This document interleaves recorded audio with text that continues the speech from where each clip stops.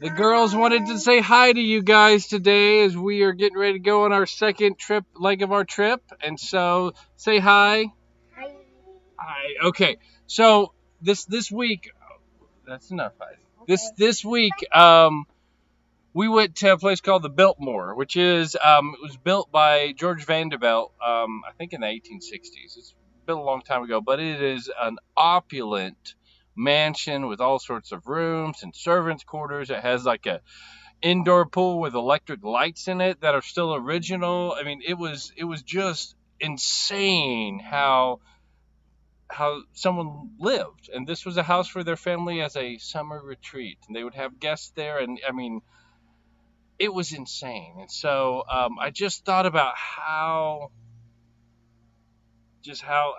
much money got spent on every little thing that they built. I mean, when you come up to the mansion, it looks like a castle, but you have all these intricate carvings that you wouldn't really notice if you weren't paying attention. On the eaves, you have the gargoyles, and then even when you go inside, you find all of the mantles of the fireplace are just intricately carved, and they have all of these different tapestries, and it's just there's too much almost to take in when you're going in, and that was the lifestyle that their summer home. So imagine their real home had, and it got me to thinking. I kind of looked down on it for a little bit, but it also made me think about God's love for us. And 1 John 3:1 says, "See what kind of love the Father has given us, that we should be called children of God, and so we are."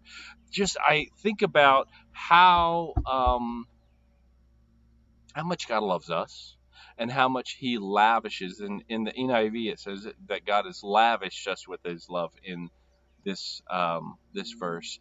But to think about all the things that He's created for us to enjoy. I mean, think about sunsets. The only there's no real reason for a sunset to be as beautiful as it is. I mean, really, if we're in space and saw it, would be nothing because the light wouldn't reflect, and we don't have the clouds. And the same with stars; they'd be little pinpoints of light and not these beautiful twinkling things. And I just think about how astounding creation is that God created for us. How, things that are good for us to eat, like fruit, they taste good. I'm a fan of mango, right? Mango is sweet and juicy and delicious. Um, but it's also good for me. Melon, too. Cantaloupe, watermelon. Think about that.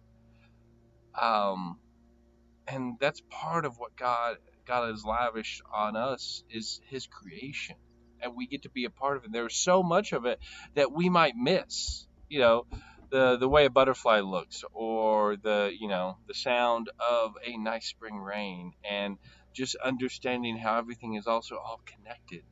God has lavished us with such great love, and it is opulent. You know, um, and it caused me to be in thinking about this, the way my mind works. It's caused me to realize I need to be grateful. I need to be much more grateful for that, and not ignore it, and not take it for granted. Just like it'd be easy for, I figure, the Vanderbilts to have taken all these beautiful things they had made and carved, just even in the window seals, the gargoyles, all the things of their house, just to take it for granted. We should not take God's love for granted. We should not take creation for granted as well, because He has given that to us as well.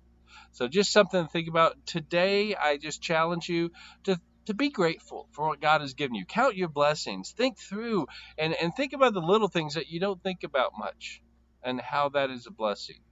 Morning cup of coffee. You know,